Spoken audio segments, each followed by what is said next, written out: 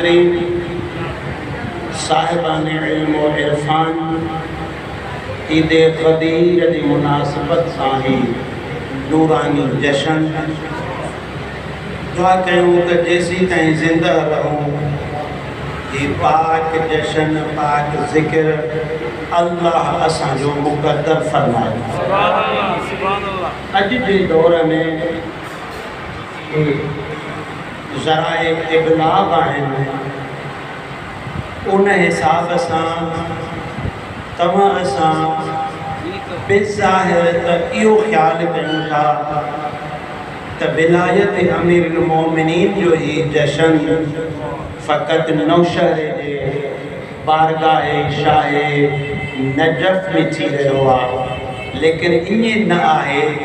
ही जशन भी ॿियनि ई प्रोग्राम वांगुरु इंटरनेशनल जशन आहे, छो त ही कन्वेंस जेका आहे, जेको नेट आहे, जेको सिस्टम आहे, तव्हां असांखे ख़बर एतिरी न आहे जेतिरी हिन जशन जी ख़बर जासूसनि खे आहे। सम्झो था न? तव्हां असां या अली करण में, मौला जे नारनि हणण में, मुबारक ॾियण में पूरा आहियूं, पर दुश्मन जी निगाह तमामु तेज़ है, जेका हिन जी जगह हिते रुगो न बल्कि पूरी तरीक़े सां मुतवजो आहे। सम्झो था न? त लिहाज़ा ही असांजो जशन, ही असांजो प्रोग्राम रुगो तव्हां असांखे पाण खे ॿुधण ऐं ॿुधाइण जे लाइ न आहे, बल्कि दुश्मन ॿाहिरि बि ॿुधे थो, ॾिसे बि थो, दोस्त ॿुधनि बि था, ॾिसनि बि था। त ही असांजो प्रोग्राम अहिड़ो हुजे जो जेको मैसेज वञे, जेको पैगाम वञे, उहो दुनिया ॿुधे त अली छा हुयो, अली जे मञण वारा छा आहिनि।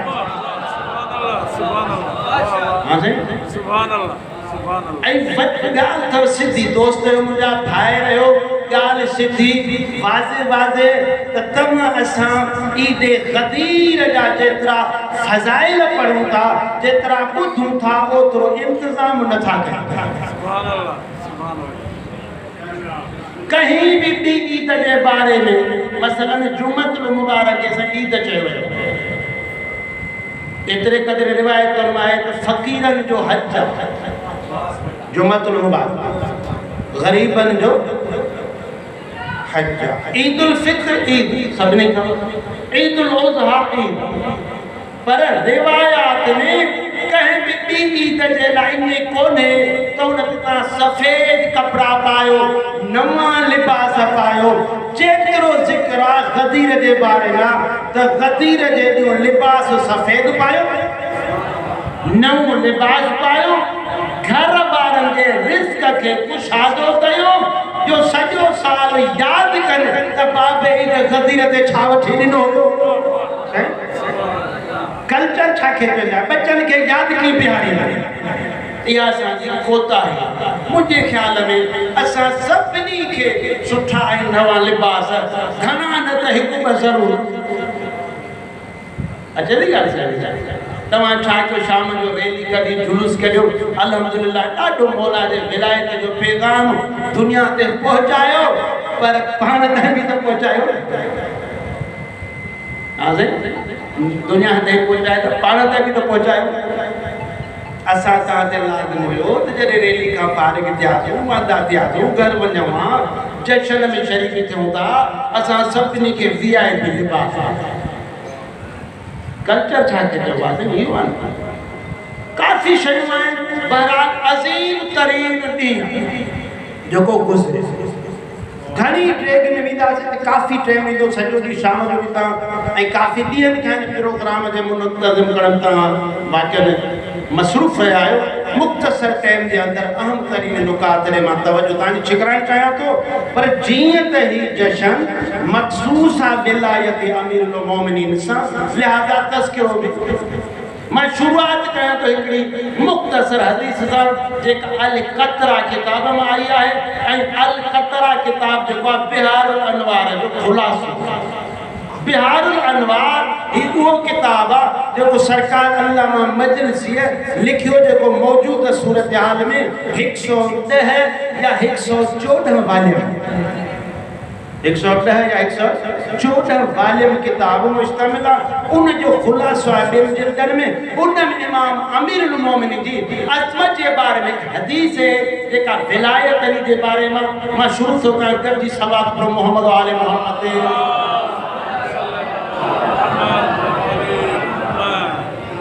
अल्लाह ताला सां सभिनी खे तौफ़ीक़ अता फरमाए। तो पोइ बाद में हिन हदीस खां पोइ आयत जो तर्जुमो कंदुसि दोस्तनि जी तवज्जो हुजे। हदीस है अजीब जुमला अगर तवज्जो हुजे दोस्तनि जो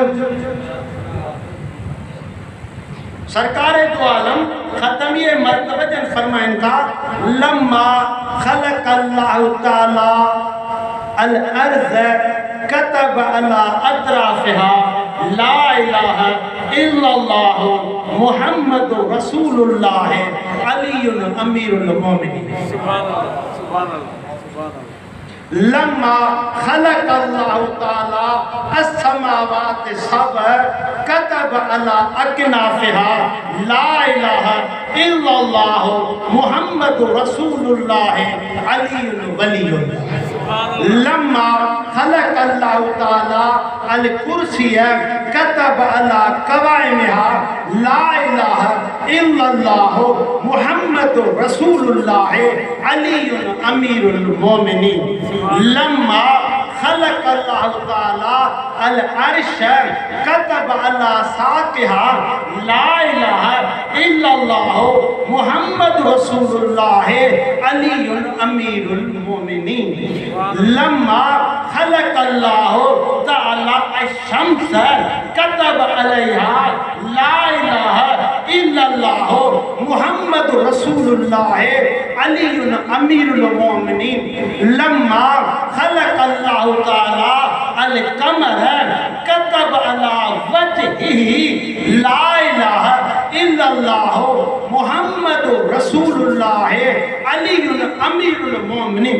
एतरा जुमला आखिर छमुलाल विलायत जो फरमाए तो अम्मल लज़ी तरउन सवाद अला वजहिल कमर फहुवा लैसा बिसवादिन बल शहादतु विलायत अली इब्न अबी तालिब। चंद्र के सामूं जेको कारो दाग दिसो था यो कारो दाग ना है बल्कि विलायत अली जी गवाही है। सुभान अल्लाह सुभान अल्लाह।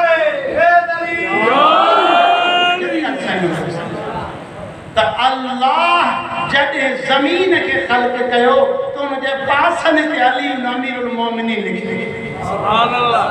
अल्लाह जॾहिं आसमान के खल्क़ कयो तो उनजे पासन ते अमीरुल मोमिनीन लिखियो।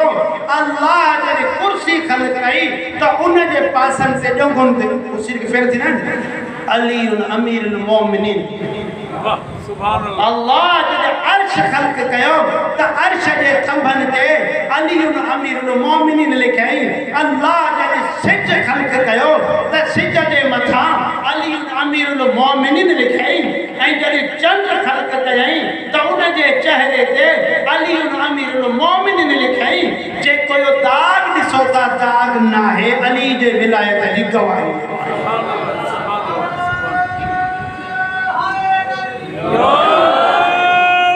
आज की गल सुन दोस्तन के त विलायत अमीरुल मोमिनीन अलैहि सल्लल्लाहु व सलाम जो ही जश्न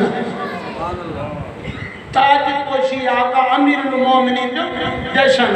अजो तफसीर कुरान की रोशनी में ईद गदीर जो उन्वान ताजी बारगाह में जेको कुछ अर्ज कर चाहे तो तवज्जो ले त ईद कन खपे या न। सुभान अल्लाह सुभान अल्लाह।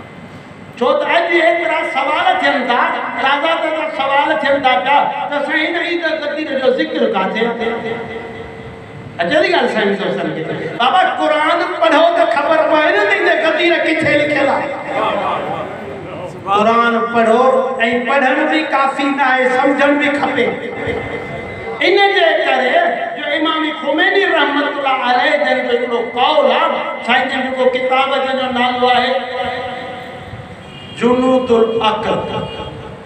नौजवान दोस्त हो जाए दोस्त बिस्मिल्लाह साईं। छो त आवाज़ त माशाअल्लाह काफ़ी थो पर पढ़ला भी है मतां को दोस्त न समझी सघंदो हुजे। जुनूदुल अक़ल माना अक़ल जो लश्कर, अक़ल जो लश्कर। उसूल काफ़ी में हदीस उन में हदीस है त अक़ल जो लश्कर जेको आहे उन जा 70 फौजी समझो ना, अक़ल जे लश्कर जा 70 फौजी हैं। अक़ल जे मुक़ाबिले में जहल जा भी 70 फौजी हैं।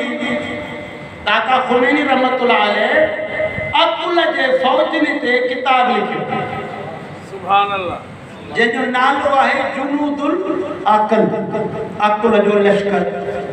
उन में साईं लिखनि था त ही जेको तव्हां क़ुरान पढ़ो था,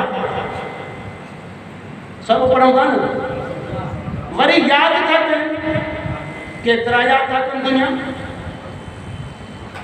साईं फरमाए थो त जेकॾहिं ख़ाली क़ुरान पढ़णु ऐं ख़ाली क़ुरान यादि करणु मुसलमानीअ जी निशानी हुई त हिन दौर में भी पूरी दुनिया में 27,000 खां वधीक या 30,000 खां वधीक यहूदी ऐं ईसाई हाफ़िज़ क़ुरान आहिनि। सुभान अल्लाह। वाह नौजवान तवज्जो है, हाणे त घणा हूंदा लखनि में हूंदा। इमाम ख़ुमैनी रहमतुल्लाह अलैह वफ़ात कई 99 में, जून 1999 में वफ़ात कई अथऊं ऐं ही किताब अॻु में लिखियो अथऊं। पाण फरमाइनि था त जेकॾहिं ख़ाली क़ुरान पढ़णु ऐं ख़ाली क़ुरान यादि करणु ई मुसलमानीअ जी निशानी आहे त पोइ 30,000 यहूदी ऐं ईसाई हाफ़िज़ क़ुरान कहिड़े खाते में? सुभान अल्लाह, सुभान अल्लाह। वाह वाह। हिकिड़ो साईं त अजीब जुमिलो लिखियो आहे। साईं फरमाइनि था थी सघे थो इन यहूदी हाफ़िज़नि में, यहूदी आलिमनि में केतिरा हाफ़िज़ ऐं आलिम मतां मुसलमाननि खां बि क़ुरान खे भलो ॼणंदा हुजनि। वाह वाह वाह। थी सघे थो, पर सवाल इहा त पोइ मुसलमान छो नथा थियनि? अॼु बि यादि बि अथनि उन यहूदी ईसाइनि में के अरबी ज़बान वारा आहिनि, के फ़ारसी ज़बान वारा आहिनि, के अंग्रेज़ी ज़बान वारा आहिनि। यादि बि अथनि, पढ़ियो बि अथऊं, सम्झनि बि अथा, पोइ बि मुसलमान छो नथा थियनि? हाँ साईं जन को जो जवाब था तो याद रखी छो कुरान पढ़न या कुरान याद करन या कुरान समझन इन जा ब दर्जा है, ब स्टेज है। नौजवान दोस्त जेके माशाअल्लाह वधिक मुखे तवा की तवज्जो ध्यान की जरूरत कोने जो सब ता पढ़ियल लिखियल दोस्त वेठा आयो इन करे यकीनन समझो था पिया। साईं फरमाइनि था त कुरान मजीद जे नाले जा घणा दर्जा, बस ही मिसाल ॾेई मां आयत जो ट्रांसलेशन ॿई स्टेज आहे। हिकु कुरान जी ॼाण निड़ीअ खां मथे ताईं दिमाग़ में, वाह वाह सुभान अल्लाह, कुरान जी ॼाण खे दिमाग़ में आणनि। अच्छा जी ॻाल्हि ॿी कुरान जी ॼाण दिमाग़ खां दिलि ते लाहिनि। जेको बि इंसान कुरान मजीद खे यादि करे थो, पढ़े थो, ॾिसे थो, पर दिमाग़ जे हद ताईं फ़क़ति तो थी सके तो मुसलमान हुजे, थी सके तो यहूदी हुजे, थी सके तो ईसाई हुजे, त सही माना में मुसलमान ऐं मोमिन तॾहिं थींदो जॾहिं कुरान के दिमाग़ खां लाहे दिल ते पहुचे, ऐं जॾहिं दिल ते पहुतो त पोइ इस्लाम खां अॻिते वधी ईमान जो दर्जो थींदुसि ऐं पोइ इनखे लाइक़ु थींदो त चवे त मां मुस्लमान बि आहियां मोमिन बि आहियां। वाह वाह वाह सुभान अल्लाह सुभान अल्लाह। अजब यार ऐं क़ुरान मजीद इन्ही मसले जी वज़ाहत कई। क़ालतिल अराब आमन्ना क़ुल लम तुमिनु वलाकिन क़ुलू अस्लमना। ऐं रसूल ऐं अरब चवनि था त असां ईमान आंदो। ऐं रसूल ऐं अरब चवनि था असां ईमान आंदो आहे। इन्हनि खे चओ त तव्हां अञा ईमान न आंदो वलाकिन क़ुलू अस्लमना। लेकिन इन चओ त असां मुस्लमान थिया आहियूं। वलम्मा यदखुल ईमान फी क़ुलूबिकुम। इन करे त अञा ताईं तव्हांजे दिलनि में ईमान दाख़िल ई न थियो। सुभान अल्लाह। जॾहिं ईमान दाख़िल थींदो त अमीरुल मोमिनीन सम्झ में ईंदो न। बेशक सुभान अल्लाह। जॾहिं ईमान दिल में अचे त वली जी विलायत ग़दीर बि सम्झ में ईंदी न त इन्ही उन्वान खे असां सम्झूं गौर कयूं क़ुरान पढ़ूं। सूरह मुबारक अल माइदा आयत नंबर 3 बिल्कुलु शुरूआत की। हर कंहिंजे पढ़ण वारे दोस्त ख़तीब आलिम या तालिब इल्म जी पंहिंजी हिकिड़ो तरीक़ेकार हूंदो आहे। तक़रीबन उलमा जेका आयत पढ़ंदा आहिनि उहा आयत तबलीग पढ़ंदा आहिनि।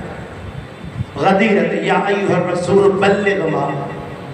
लेकिन मुंहिंजे उन्वान में ही पहिरीं आयत हूंदी आहे जेका बल्लिग आयत जो नतीजो आहे। सुभान अल्लाह। तर्जुमो तवज्जो ॾे पूरो। अल यौम इंशाअल्लाह तर्जुमे ते 2-4 मिनट लगंदा। सब दोस्त उम्मीद है देता याद करे वठंदा। जो तर्जुमो दिलचस्प जे रिपीट भी थे त माज़रत सां जो तर्जुमो इंतहाई दिलचस्प। अल यौम यइसल लज़ीन कफरू। अज मायूस थी विया काफिर। वाह वाह वाह। अज भली तव्हां कहिड़ी बि डिक्शनरी खोले ॾिसो त अल यौम जी माना छा। अंग्रेजी में छा चवंदा अथनि टुटी। काल्ह न सुभाणे न। वाह वाह। अल यौम अॼु मायूस थी विया काफ़िर। सुभान अल्लाह। मिन दीनिकुम तव्हांजे दीन खां।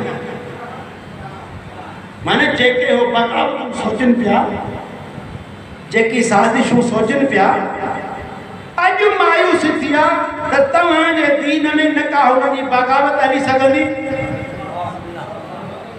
न हुननि जी का साज़िश हली सघंदी न का हुनजी फ़िरेबकारी हली सघंदी। पर कॾहिं अॼु सुभान अल्लाह। कल्ह छो न थिया। माना अॼु को अहिड़ो कमु त थियो आहे न। अॼु को अहिड़ो वाक़ियो त इस्लाम में नबी साईं जे दौर में पेश आयो न। सुभान अल्लाह। जो ही काफ़िर मायूस थी विया मिन दीनिकुम तव्हांजे दीन खां फला तख़्शोहुम। पर तव्हां इन्हनि खां न डिॼो। वाह वाह सुभान अल्लाह। मालूम थियो त खौफनाक भी हुया। माना खतरो हुयो। अल्लाह फरमाए तो फला तख़्शोहुम डिॼो न। वाह वाह। वख़्शोनि मुखां डिॼो। मुखां डिॼो। इहो आयत जो हिकिड़ो हिस्सो आयत अल यौम अकमलतु लकुम दीनकुम। अॼु मां तव्हांजे लाइ तव्हांजो दीन मुकमल कयो। वाह वाह वाह।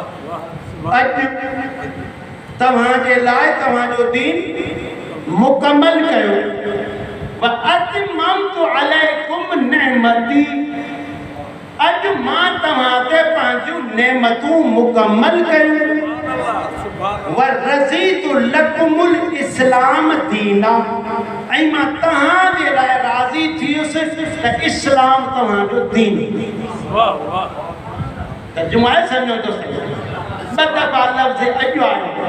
हिकु ई आयत में हिकु सिट जे फासिले ते अॼु काफ़िर मायूस थी विया तव्हांजे दीन खां। उन्हनि खां न डिॼो मूंखां डिॼो। अॼु मां तव्हांजे लाइ दीन मुकमल कयो। अज मां तव्हांते नेमतूं मुकमल कयूं, मां तव्हांजे इस्लाम खां राज़ी थी तव्हां। सुभान अल्लाह। आयत सम्झ में अचे? इहा आहे लफ़्ज़ी माना आयत। त अॼु काफ़िर तव्हांजे दीन खां, दोस्त नाराज़ करे वेठा आहिनि, उहे तेरे के दोस्त वेठा तवजो आहे। अॼु तव्हांजे दीन खां काफ़िर मायूस। सुभान अल्लाह। अॼु मां तव्हांजे लाइ दीन मुकमल कयो। वाह। इंसाफ़ सां ॿुधायो। असां तव्हां हिन दौर में वॾियूं वॾियूं तहरीकूं हलनि थियूं, साईं वॾा वॾा इनक़िलाब था अचनि। पोइ जॾहिं इनक़िलाब ईंदो आहे, कोई बि दुनियावी या सियासी कुझु बि उनजा मसइलो न आहे, हिकु माण्हू आहे कोशिशि थो करे, उन जूं सवे क़ुर्बानियूं थी थियूं वञनि, माल घर दर बदर क़ुर्बानी थियनि थियूं। उन खां पोइ जॾहिं उहो पंहिंजे मक़सद में थिए कामयाबु, उन ॾींहं जे लाइ छा सोचीनि? सुभान अल्लाह। सुभान अल्लाह। केॾो वॾो कामयाबी जो ॾींहुं आहे। जेको ऑफिसर हूंदो आहे न, CSS जी तयारी थो करे, राति ॾींहुं पढ़े थो, सुभाणे जे कमीशन में पास थी वञे त उन ॾींहं जो उन छा हूंदो? केॾो ख़ुशीअ ॾींहुं। त हुज़ूर अकरम जन 23 साल इस्लाम जी तबलीग कई। सुभान अल्लाह। साईं 23 साल।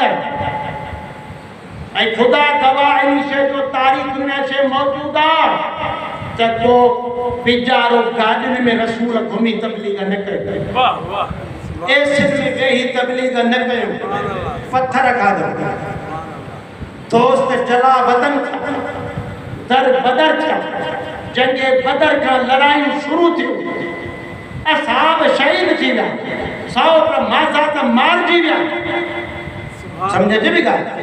एॾी वॾियूं क़ुर्बानियूं उन खां पोइ जो अल्लाह सर्टिफिकेट ॾिए त रसूल अॼु तुंहिंजे इन कम खे मां मुकमल कयो आहे। सुभान अल्लाह। सुभान अल्लाह। सुभान अल्लाह। ऐं केॾो वॾो ॾींहुं आगा मकारिम शिराज़ी हाफ़िज़हुल्लाह सरकार आयतुल्लाह अलुज़्मा मकारिम शिराज़ी नासिर मकारिम शिराज़ी उहे तफ़सीर नमूना में हिन आयत जे तफ़सीर में हिकु वाक़ियो लिखनि, कंहिं हदीस जे किताब जो हवालो ॾियनि था, कंहिं तारीख़ जो हवालो ॾियनि, काफ़ी पैसा। साईं फरमाइनि था त जॾहिं आयत नाज़िल थी, सरकार ॻाल्हि सम्झ में थो सघे, जॾहिं आयत नाज़िल थी त अॼु असां तव्हांजे दीन खे मुकमल कयो आहे। त यहूदियुनि ऐं ईसाइनि मुस्लमाननि ते एतिराज़ कयो, कलमे पढ़ण वारनि ते एतिराज़ कयो छा त जे अहिड़ी आयत असांजे तौरेत में नाज़िल थिए हा, असांजे इंजील में नाज़िल थिए हा, त असां उन ॾींहं खे ज़रूरु ईद करे मल्हायूं हा। वाह वाह। सुभान अल्लाह। सुभान अल्लाह। तव्हां छो नथा मल्हायो? सवाल आहे न? अहिड़े क़िस्म जी आयत जेकॾहिं तौरेत में नाज़िल थी हा, इंजील में नाज़िल थी हा, ज़बूर में नाज़िल थी हा, त असां उन ॾींहं खे ईद करे मल्हायूं। पोइ तव्हां ईद करे छो नथा मल्हायो? वाह वाह। अॼु जी ॻाल्हि सही न छो ईद करे मल्हाइनि? कलमे पढ़ण वारा उहा ईद करे छो मल्हाइनि? जो ताज पोशी जो उन हस्तीअ जो ऐलान थियो कि जंहिंखे बदर में हुन जे वॾनि खे मारियो हुयो। नारे हैदरी बाद बुलंद नारे हैदरी। जंगे बदर में हुन जे वॾनि खे मारियो। जंगे उहद में हुन जे वॾनि खे मारियो। जंगे खंदक में हुन जे वॾनि खे मारियो हुयो। समझ में अचे थी ॻाल्हि? तोड़ी जो मुसलमान थिया हुया, पर अली जी दुश्मनी हुननि जे दिलनि मां न वई हुई। बेशक अच्छा दी ॻाल्हि इन जे करे हाणे तव्हां इन आयत सां भेटायो आयत तबलीग खे जेका साॻी सूरत जी 55 नंबर आयत है या 67 नंबर जो हिक में आयत विलायत आहे ॿिए में तबलीग आहे हिकिड़े आहे त ऐ मुंहिंजा रसूल या अय्युहर रसूल बल्लिग मा उनज़िल इलैक मिन रब्बिक इते मां जुमलो अदा कयां हिकिड़े बुज़ुर्ग आलिम दीन जो जंहिंजे मुनाज़रनि में जंहिंजे मजलिसुनि पढ़ण में सवे न बल्कि हज़ारनि जे तादाद में माण्हू मोमिन हाय हाय सुभान अल्लाह वो केर चाचे जने बुजुर्गनि खे ख़बर हूंदी असां तो किताब पढ़िया आहिनि ॾिठो थिए कोन सरकार अल्लामा मोहम्मद इस्माइल देवबंदी वो आलिम वो खतीब गुज़रियो आहे जॾहिं मजलिस पढ़ंदो हो त जुमला इहे चवंदो हो त किताबें तुम्हारी पढ़ाई हमारी हाय हाय सुभान अल्लाह किताबें तुम्हारी पढ़ाई हमारी लफ़्ज़ चवंदो हुयो जंहिंजे हर मजलिस में केतिरा माण्हू विलायत अली जो इक़रार कया वाह वाह सुभान अल्लाह त ही चए थो इन आयत खे त पढ़ो या अय्युहर रसूल रसूल अल्लाह असांखे एतिरो प्यारो आहे जो कॾहिं चवे थो यासीन वल क़ुरान अल हकीम सुभान अल्लाह अल्लाह ॾिसो पूरा अंबिया चवनि था त अल्लाह असांजो महबूब आहे अल्लाह चए थो त मोहम्मद मुस्तफ़ा मुंहिंजो महबूब हाय हाय महबूब ख़ुदा चवंदा आहियूं ऐं आशिक़ पंहिंजे महबूब खे जेके नाला वणनि छॾींदो आहे असुल नालो न खणंदो असुल उहिदो न खणंदो या अय्युहल मुज़म्मिल या अय्युहल मुदस्सिर ताहा मा अंज़लना अलैकल क़ुरान ऐ मुंहिंजा ताहिर रसूल ऐ मुंहिंजा हादी रसूल हाय हाय सुभान अल्लाह पर हिन आयत जो अंदाज़ ई निरा या अय्युहर रसूल ऐ मुंहिंजा रसूल वरी रसूल ते अरबी में अलिफ लाम आयल आहे ऐ मुंहिंजा ख़ासि रसूल वाह वाह आम न ऐ मुंहिंजा ख़ासि रसूल आम ॿिया रसूल हुया तूने रसूलनि जो सरदार सुभान अल्लाह ऐ मुंहिंजा ख़ासि रसूल बल्लिग मा यानी जो ही हुकुम ख़ासि आहे बल्लिग मा उनज़िल इलैक मिन रब्बिक ऐं तबलीग कर उन हुकुम जी जेको ख़ुदा जे तरफ़ां तो ते नाज़िल थो थिए सुभान अल्लाह व इन लम तफल फमा बल्लगत रिसालत ऐं अगर अॼु जो इहो हुकुम न पहुचाई हाय हाय रिसालत न पहुचाई सुभान अल्लाह पूरो कुरान पढ़ी ॾिसो पूरे कुरान जो तव्हां मुतालो कयो त बल्लिग जो लफ़्ज़ वाजिब हुकुम आयो आहे तबलीग कर इहो अकेलो इन आयत में आयो आहे जिते विलायत अली जो ज़िक्र आहे सुभान अल्लाह हाणे तबलीग थींदी त अली जे विलायत जी थींदी ऐं जे अली जी विलायत दुनिया सम्झी ॾिनी न पोइ नमाज़ी बि पाणे ई थींदा ज़काती बि पाणे ई थींदा हाजी बि पाणे ई थींदा जे अली जी विलायत नथा सम्झनि त न निमाज़ जी कम जी न रोज़ा कम जा न हज कम जो कहिड़े कम जो जॾहिं ख़ुदा जी विलायत सम्झ में न अचे माण्हू न मंझि हज छा करे ॾींदा साईं ॻाल्हि सम्झ में थो बल्लिग मा उनज़िल इलैक मिन रब्बिक तबलीग कर उन कम जी जेको तोरे नाज़िल कयो पंहिंजे रब जे तरफ़ां पहिरियों नंबर त जॾहिं बल्लिग हुकुम आयो त उहो रसूल आहे जो अल्लाह जे कई भी हुकुम जी चशम सदर जे लाइ भी नाफरमानी न कंदो मासूम रसूल कोई अॻिते जुमलो छो आयो वही लम तफल फमा बल्लगत रिसालत अगर यो न कई त जो रिसालत ही न पहुंचायो सुभान अल्लाह हां सुभान अल्लाह आखिर खौफ के सुभान अल्लाह मसलो है सोचे जी गाल अॻिते जेको ॿियो हिस्सो आहे पंहिंजो वल्लाहु यासिमुक मिनन नास अल्लाह तोखे माण्हुनि खां बचाईंदो वाह सुभान अल्लाह तोखे माण्हुनि खां बचाईंदो इन अल्लाह ला यहदिल कौमल काफिरीन ऐं अल्लाह काफिर क़ौम खे कॾहिं बि हिदायत न कंदो सुभान अल्लाह हुते छा हुयो अल यौम यइसल लज़ीन कफरू मिन दीनिकुम अॼु काफ़िर तव्हांजे दीन खां मायूस थी विया हिन आयत में अल्लाह काफ़िर क़ौम खे हिदायत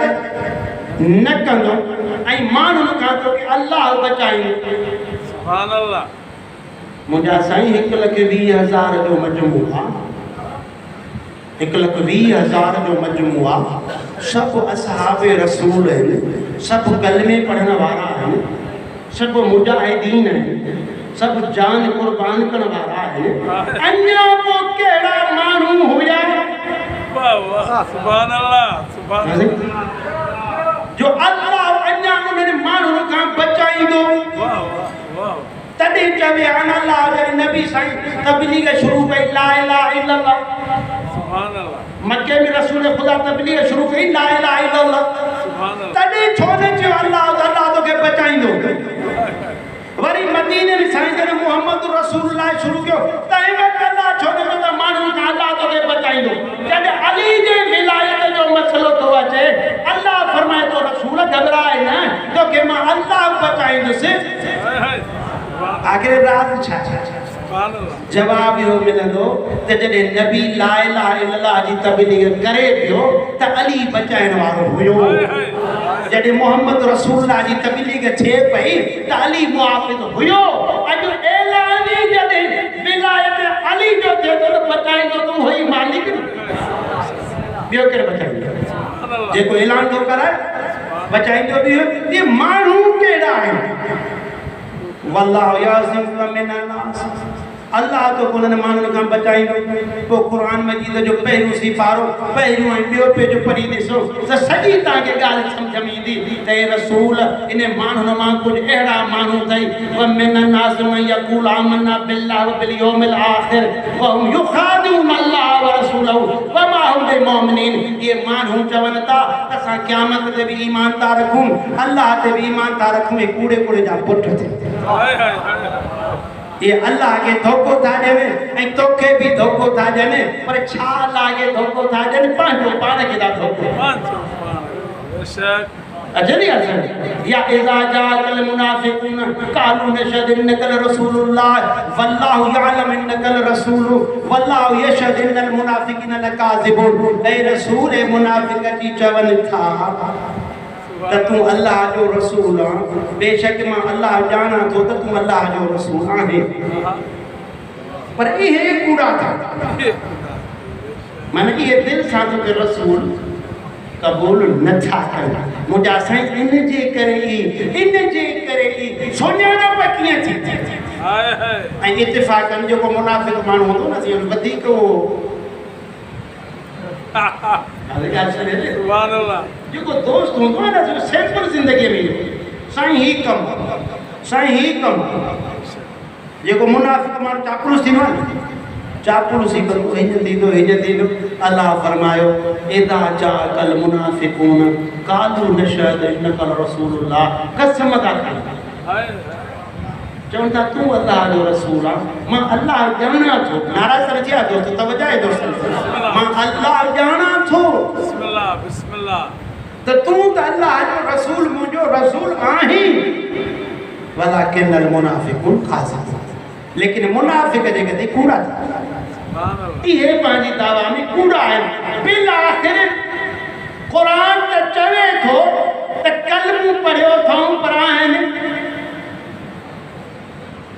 हाणे कीअं ख़बर कीअं पई पेशानी ते लिखियल त कोन्हे मता के दोस्त न सम्झनि त पेशानी छा आहे निरड़ भला सिंधीअ में घणी सम्झ निरड़ ते लिखियल त कोन्हे त ही मोमिन ही मुनाफ़िक़ ख़बर कीअं पवे इन्ही मसइले खे सम्झण जे लाइ अल्लामा अहमद बिन हजर मक्की सवाए के मुहरिगा में रसूल खुदा जी हदीस बयान कई जंहिंजो रावी अबू सईद खुदरी भी आहे ऐं जंहिंजो रावी हज़रत अबू ज़र ग़फ़ारी भी आहे ॿई साहबी फरमाइनि था कुन्ना नरफुल मुनाफ़िक़ बिबुग़्ज़ अली बिन अबी तालिब मदीने में जॾहिं असांखे ख़बर न पवंदी हुई त केरु मोमिन आहे केरु मुनाफ़िक़ आहे असां वञी उन जे भरिसां अली जो नालो खणंदा हुआसीं जे मोमिन हूंदो त ख़ुशि थींदो ऐं जे मुनाफ़िक़ हूंदो त सड़ी मरी वेंदो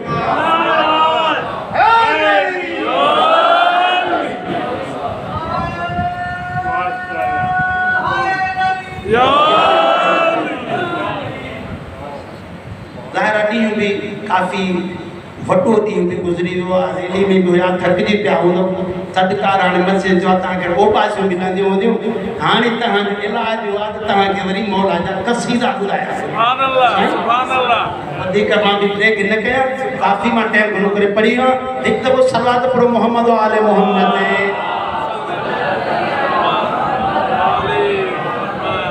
समझ में दोस्त बिस्मिल्लाह बिस्मिल्लाह अल्लाह अकबर सुभान अल्लाह तमाम अजीम तरीन जॾहिं सलात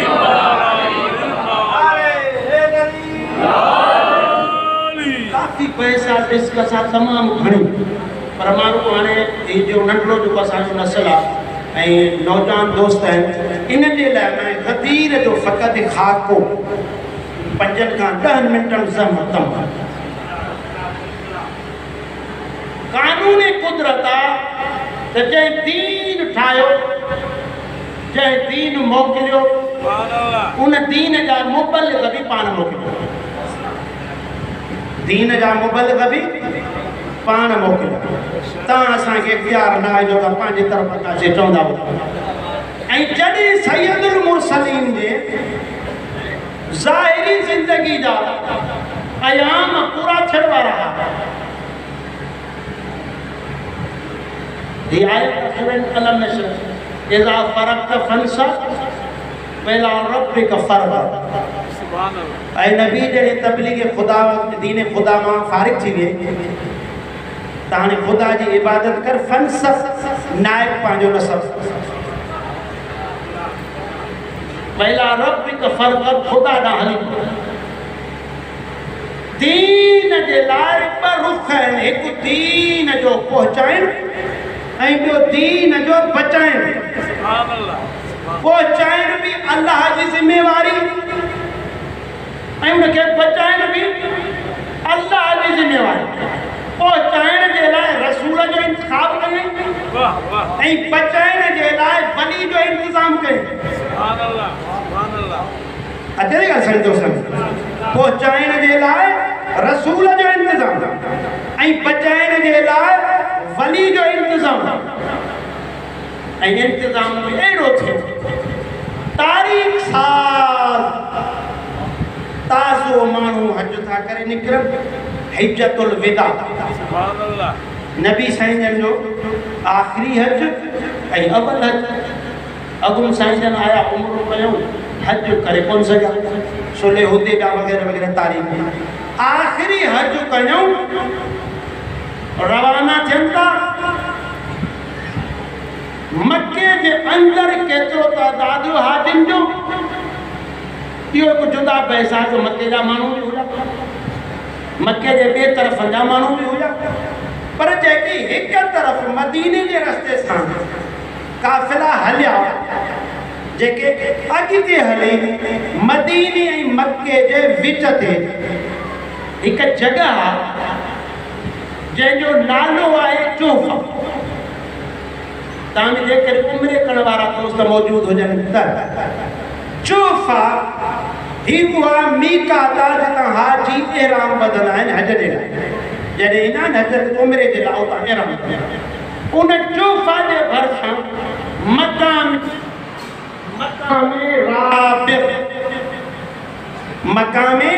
राबिग़ इलाइक़ो आहे चौधारी जबल विच में इलाइक़ो वॾो इलाइक़ो मैदान जिते पाणी बारिश जे पाणीअ जा चश्मा आहिनि जंहिंखे अरबीअ में चइबो आहे गदीर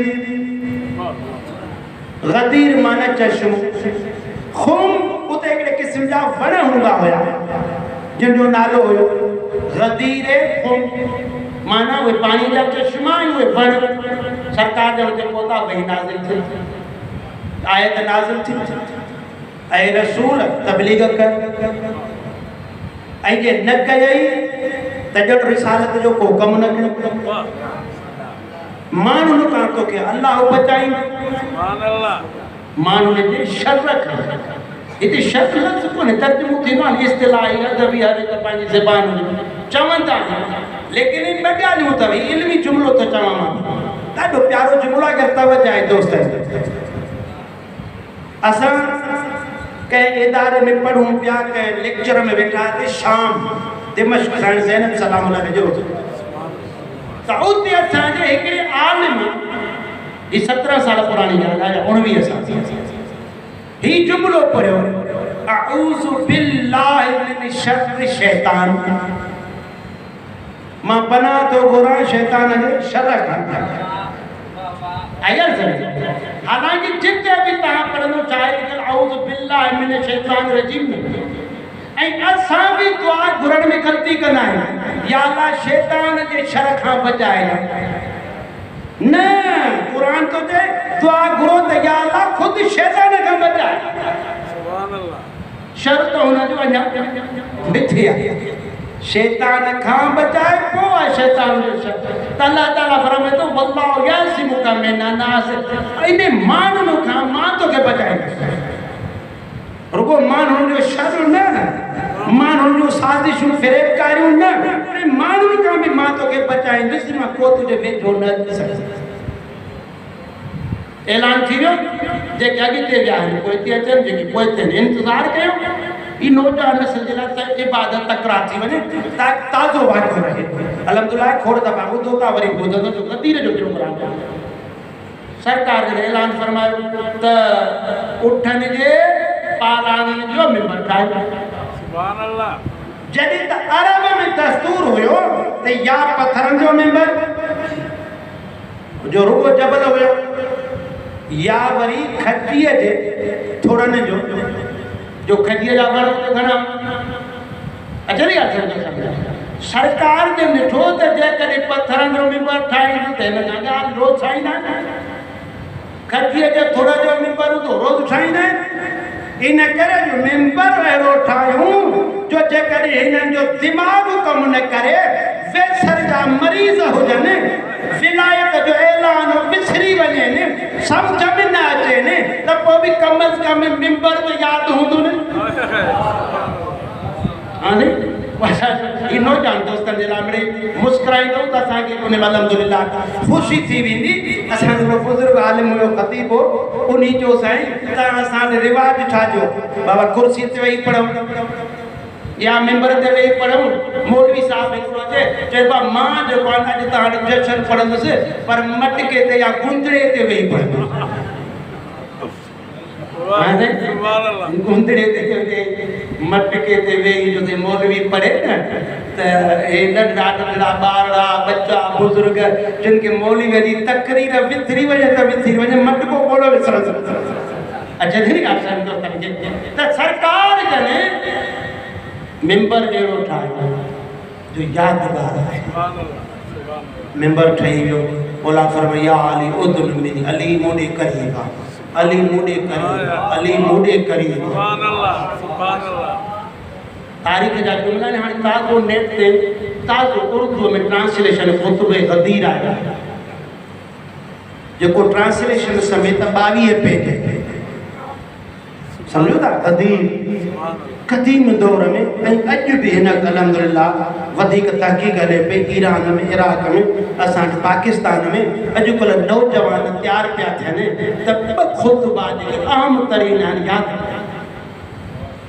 नौजवान खे पैगाम आहे मुंहिंजे तरफ़ां अर्ज़ बि आहे ॿ ख़ुतबा ज़रूरु यादि कयो हिकिड़ो ख़ुतबे गदीर यादि कयो जेको रसूल ख़ुदा मेंबर ते विलायत अली में चयो आहे ऐं ॿियो ख़ुतबो साईं ज़हरा जेको दरबार में चयो सुभान अल्लाह इहे ॿई ख़ुतबा जेके आहिनि असां तव्हांजो विरसो मीरास आहे यादि 22 पेज तर्जुमे सां गॾु हूअं थींदो 10 पेज 8 पेज पर 8 पेज में जो ख़ुतबो आहे तकरीर आहे न वॾी केॾी तकरीर हले सरकार सभु 23 सालनि जूं तकलीफ़ूं मसाइब तबलीगूं कुर्बानियूं सब बयान करे पछाड़ी में फरमाइनि था त ऐ मुंहिंजा असहाब छा मां तव्हां ते दीन पहुचायो वाह वाह सुभान अल्लाह सभिनी अर्ज़ कयो हा या रसूल अल्लाह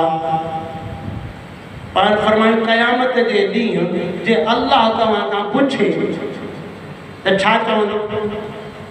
अर्ज़ कयो या रसूल अल्लाह, चवंदासीं त तुंहिंजे नबी दीन असां साईं पहुचायो। उन जगह ते सरकार छा था कनि? तारीख़ जा जुमिला आहिनि त मौला अली अलैहिस्सलाम खे अॻिते आणे पंहिंजे अॻियों बीहारे, अॻियों हिकु हेॾां हथु ॿियो हेॾां हथु, ॿई हथ बुलंद करे जो तारीख़ जा जुमिला आहिनि। उर्दू में सिंधीअ में हिकिड़ो ट्रांसलेशन उन जो इहो आहे, यानी एतिरे क़दुरु हथ मथे कयूं जो बगल जी सफ़ेदी नज़र अचे। एतिरो मथे करे मौला अमीरुल मोमिनीन हथनि खे ऐं ख़िताब था कनि। ही मुंहिंजे पंहिंजे तरफ़ां लफ़्ज़ में अगरि तवजो हुजे जेके तव्हां डॉक्टर हज़रात आहिनि, डॉक्टर माना PhD थियल, MPhil थियल, जेके तहक़ीक़ सां जिन जो कमु आहे। असां तव्हां हिन 100 माण्हुनि में बि बग़ैर लाउड जे कोन था पढ़ी सघूं। हा साईं, 100 माण्हुनि में मौलवी ज़ाकिर बग़ैर लाउड जे पढ़ी कोन। 1,20,000 जो मजमू आहे, ख़ाली को मजमू न आहे, उनजा उठ बि आहिनि, उनजा घोड़ा भी ने, उनजे सामान जा खच्चर भी ने। इहो सॼो मजमू केतिरो हूंदो? 1,20,000 जो। केतिरे एरिए में फैलियल हूंदो? इन सॼे मजमे ताईं आवाज़ पहुचे तो सरकार दो आलम जन केॾे वॾे आवाज़ सां तकरीर कई हूंदी जो 1,20,000 हाजिम जो मजमू ॿुधे। सभिनी के फरमाइनि था त छा अल्लाह तव्हां ऐं मुंहिंजो मौला न आहे? सो तरतीब छा? छा अल्लाह तव्हां ऐं मुंहिंजो मौला न आहे? सभिनी जो कालू अल्लाहुम्मा बला हा या रसूल अल्लाह, अल्लाह असांजो मौला। सुभान अल्लाह। अजरी वरी फरमायो त छा मां तव्हांजो मौला न आहियां? आयत कुरान जी सरकार पढ़ी, अल्लस्तु औला बिकुम मिन अनफुसिकुम, छा मां तव्हांजे जान जो तव्हां खां वधीक मालिक न आहियां? तव्हांजी जान जो तव्हां खां वधीक। मुंहिंजी जान हिन मुंहिंजी जान ते मुंहिंजे पीउ मां जो हक़, मुंहिंजी औलाद जो हक़, पर सभ खां वधीक हक़ रसूल जो। सभ खां वधीक हक़ रसूल जो।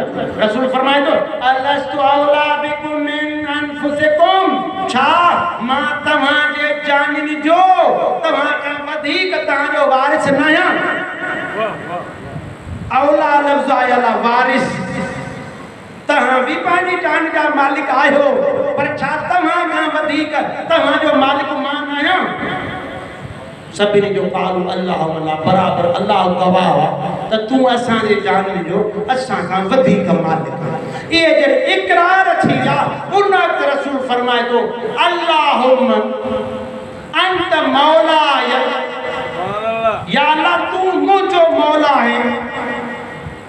व अना मौलल मोमिनीन व औला बि अनफुसिहिम मिनहुम, ऐं मां मोमिननि जो मौला आहियां ऐं उनजे जाननि जो उन्हनि खां वधीक वारिस आहियां। या अल्लाह तूं गवाह रहिजां, मन कुंतु मौलाहु फहादा अलीयुन मौलाहु, या अल्लाह तूं गवाह रहिजां, जंहिंजो मां मौला आहियां अली बि उनजो मौला।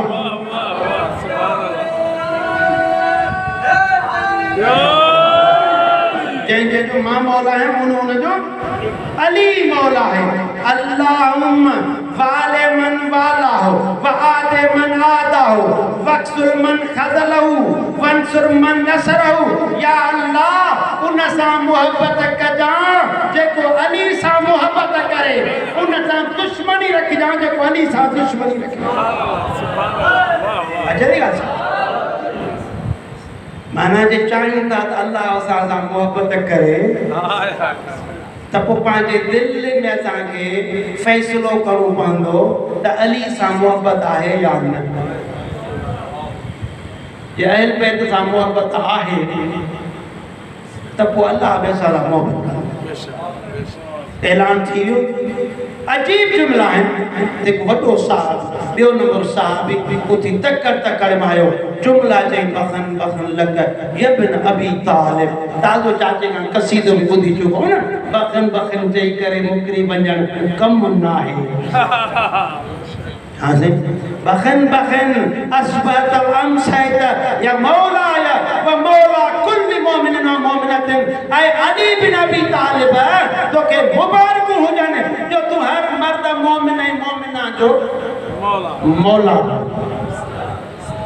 मुबारक शुरू थी वयूं पर मौला अली के ला नबी हिकिड़ो जुमलो फरमायो त अय्युहल मुस्लिमून सल्लिमू अला अमीरिल मोमिनीन सल्लिमू अला अली बिन अबी तालिब बि अमरतिल मोमिनीन। खबरदार अज अली करे सलाम न चइजो। सुभान अल्लाह सुभान अल्लाह। अज अली करे सलाम न चइजो मौला, बल्कि अज अमीरुल मोमिनीन चई सलाम कयो। अस्सलाम अलैका या अमीरुल मोमिनीन। इहो ही सबब मुंहिंजा दोस्त जो जॾहिं इमाम जी शहादत खां पोइ इमाम हसन मुजतबा मिंबर ते तकरीर कनि पिया, हिकु मुहिब मौला जो सहाबी उथी पी चए थो अस्सलाम अलैका या अमीरुल मोमिनीन। मौला हसन मुजतबा फरमाए थो ऐ मोमिन ख़ामोश थी वञ, ॿीहर मूंखे अमीरुल मोमिनीन न चइजां। हुन अर्ज़ कयो मौला छा त अमीरुल मोमिनीन न आहियो? मौला फरमाए मां मोमिन जो अमीर ज़रूर आहियां, मोमिन जो हाकिम ज़रूर आहियां, पर अमीरुल मोमिनीन जो लक़ब मुंहिंजे बाबे अली जे लाइ मख़सूस। समझो ना?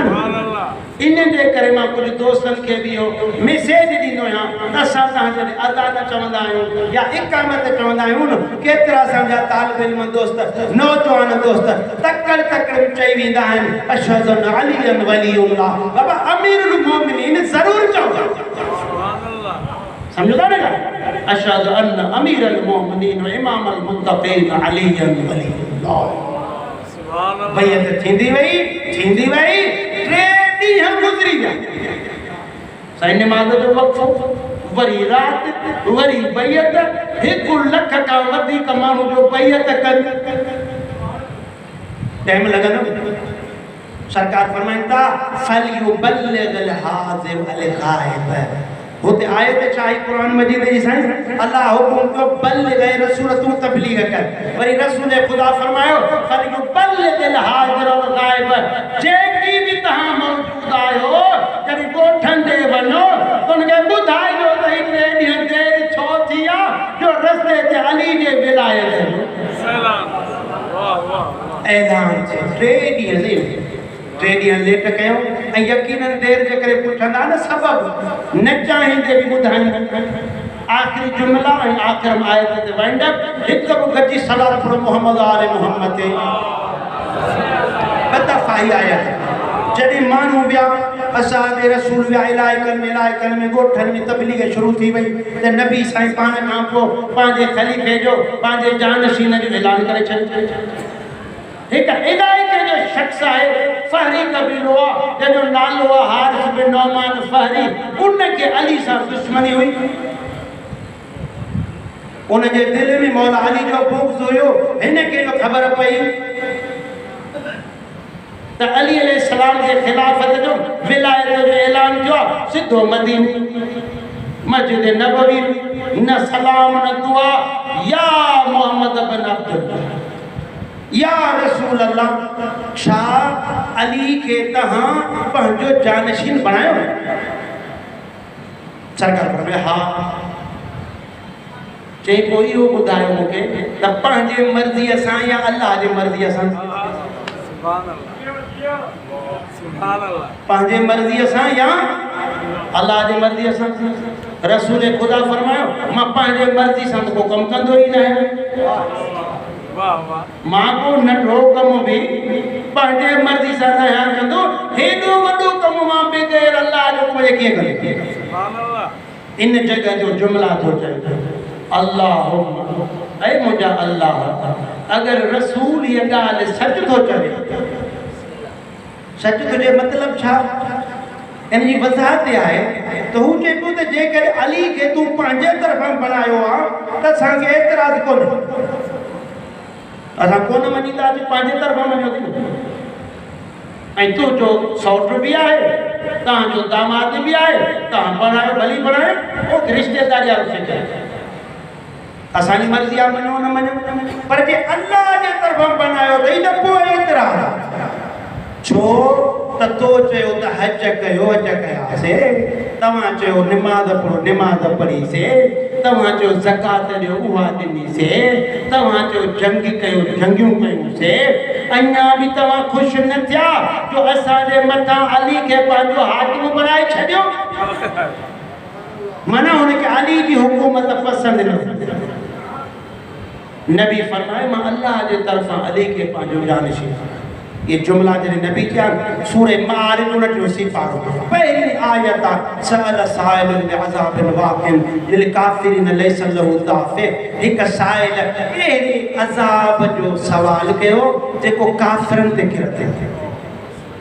हिक साइल अहिड़े अज़ाब जो सवाल कयो जेको काफ़िरनि ते किरंदो ऐं हटी न सघे। बस हुन सवाल कयो, सवाल जी देरि हुई ऐं अज़ाब हुन ते किरियो। अज़ाब किरियो, मथा पत्थर किरियो ऐं हो फिनार थी वियो।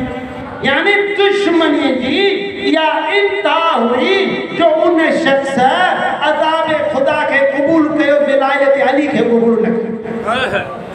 जदी आखिरी हदीस ऐं आयत तमाम सो आयतल कुर्सी ॿुधी अथव ऐं आयतल कुर्सी आहे सूरे बक़रा। उहे लफ़्ज़ जंहिं में आयतल कुर्सी पूरी थिए थी उन खां अॻिते जेका आयत आहे उन जा जुमला आहिनि ला इकराह फ़िद्दीन क़द तबय्यन रुश्दु मिनल ग़य फमन यकफ़ुर बित्ताग़ूत व युमिन बिल्लाह फ़क़द इस्तमसक बिल उर्वतिल वुस्क़ा ला इंफ़िसाम लहा। तफ़सीर साफ़ी मुल्ला मुस्लिम फैज़ काशानी लिखनि था इमाम जाफ़र सादिक़ अलैहिस्सलाम की रिवायत आहे। क़ुरान फरमाइनि था त जंहिं अजीब जुमला फमन यकफ़ुर बित्ताग़ूत व युमिन बिल्लाह, जेको ताक़ूत जो इनकार करे ऐं अल्लाह ते ईमान रखे थो, इहो इजी आहे ॼण हिक मज़बूत रसीअ खे वधाई जेका टुटी न सघे।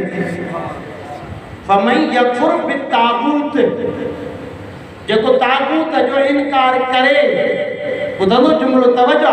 ताक़ूत छाखे चइबो आहे? ताक़ूत उनखे चइबो आहे जेका बि ताक़त हक़ जे मुक़ाबिले में अचे, पोइ मर्द हुजे चाहे औरत हुजे, जेका हक़ जे मुक़ाबिले में ताक़त अचे उनखे ताक़ूत चइबो आहे। क़ुरान तो फते फरमाया क़ुर्ब ताक़ूत व युमिन बिल्लाह।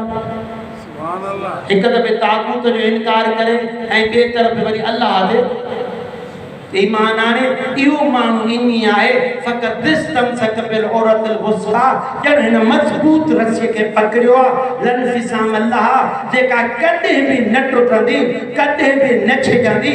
रसूल ख़ुदा जन फरमाइनि था मन अराद ऐं यतमसक बिल उर्वतिल वुस्क़ा लन फिसाम लहा फलयतमसक बिविलायत अली बिन अबी तालिब। जेको चाहे थो त मां अल्लाह जे उन मज़बूत रसीअ खे वठां जेका कॾहिं बि न टुटी सघे, उनखे घुर्जे अली जी विलायत खे क़बूल करे छॾे।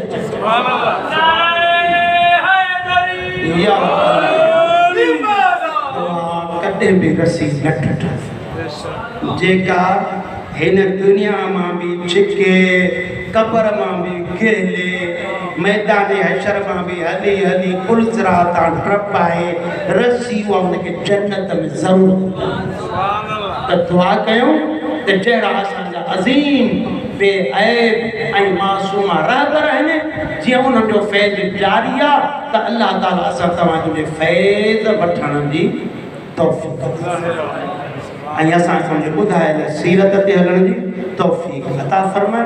ऐं अल्लाह ताला तव्हां सभिनी खे जे ज़िंदह रखे त तौफ़ीक़ ॾे त अली अली कंदा वञो, जे मरी वञो त हुसैन हुसैन करे वञो। वमा अलैना इल्लल बलागुल मुबीन। आख़िर में तव्हां सभिनी दोस्तनि खे लख लख मुबारकूं बि ऐं